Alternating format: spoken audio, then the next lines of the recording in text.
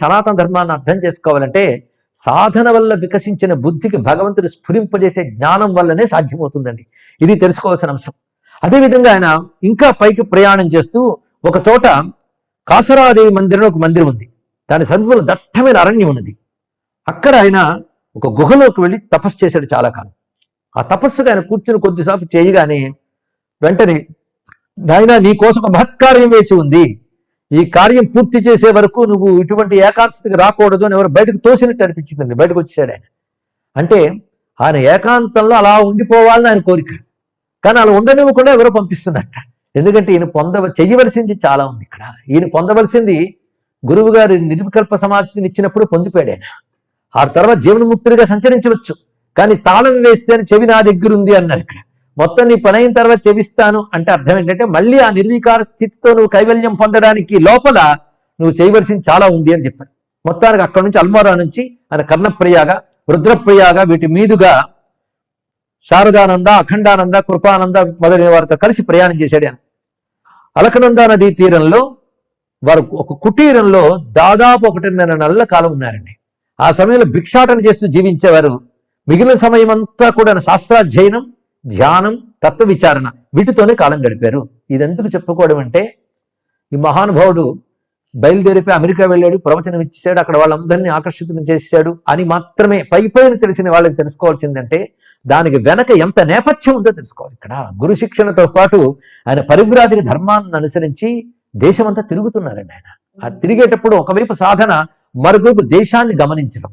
ఎందుకే దేశాటనం అనేది ఒకానొక బోధన, ఒక అధ్యయనం. అది అందుకే గ్రంథాలు అధ్యయనం చేయడం అంత అవసరమో దేశాటనం కూడా ఒక అధ్యయనంగా చేయాలి. అది నేనున్న చోట కూర్చుంటాను అంటే ప్రపంచం తెలియదు, ప్రపంచం తెలియకపోతే పరమాత్మ అంతకంటే తెలియదు. అందుకే పరివ్రాజక ధర్మం చాలా విశేషమైనటువంటిది. వాళ్ళు సర్వదేశాలని పరిశీలిస్తూ ఉంటే వారికి వివేక వైరాగ్యాలు వృద్ధి చెందుతాయి. అంతేకాదు తమ వంటి సాధకులు, తమ కంటే గొప్ప సాధకులు కనబడతారు, సిద్ధపురుషులు కనబడతారు. దాని ద్వారా వాళ్ళకి వచ్చే స్ఫూర్తి కూడా చాలా విశేషంగా ఉంటుంది. అందుకే ఇది గొప్ప అంశం అండి ఇక్కడ పరివ్రాజక ధర్మంలో. అందుకే మహానుభావుడు ఎన్ని తిరిగాడో మనం కొన్ని మాత్రమే చెప్పుకుంటూ ఉన్నాం. అంతేకాదు డెహ్రాడూన్ చేరుకున్నారు. ఆ తర్వాత డెహ్రాడూన్ చేరేటప్పటికల్లా అఖండానంద కొంచెం అనారోగ్యం కలిగితే అలహాబాద్కి ఆయనకి కృపానంద్ తోడిచ్చి పంపించి ఆ తర్వాత శారదానంద గారితో కలిసి హృషికేశ్ పైన ప్రయాణం చేశారు. ఈ శారదానంద గారు కూడా పరమహంస శిష్యుల్లో ఒకరు. ఈయన రామకృష్ణ పరమహంస జీవితాన్ని అద్భుతమైన చరిత్రగా రచించిన వారండి.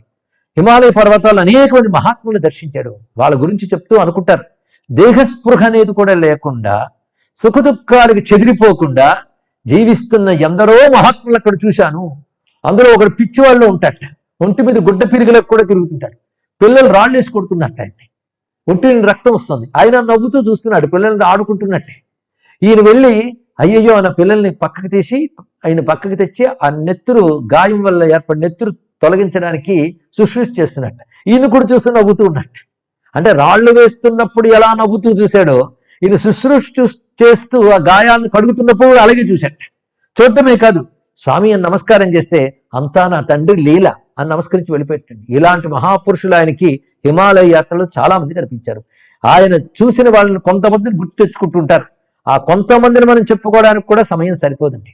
మొత్తానికి భగవదన్వేషణలో లేదా ఆత్మాన్వేషణలో లేదా పరమార్థాన్ని పొందడమే జీవిత లక్ష్యంగా కలిగినటువంటి సాధనలో ఆ సాధన అసిధారావృతం. ఇది తెలుసుకోవాలి. అది సామాన్యమైనది కాదండి, కఠోరమైన సాధన.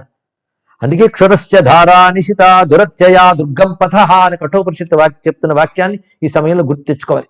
మొత్తానికి అటు తర్వాత మళ్ళీ ఈయన అనేక ప్రాంతాలు సంచారం చేశారు, హిమాలయ పర్వతాలతో ఆగిపోకుండా. ఎందుకంటే ఆయన్ని ఎక్కడ ఏకాంతానికి వెళ్ళినా మళ్ళీ వెనక్కి తోస్తూ ఒక శక్తి ఉందని ఏదో చెప్పుకుంటున్నాం. ఎందుకంటే ఆయన జీవిత కారణ ప్రయోజనం ఒకటి ఉన్నది, దానివే ప్రేరేపిస్తుంది ఒకానొక శక్తి.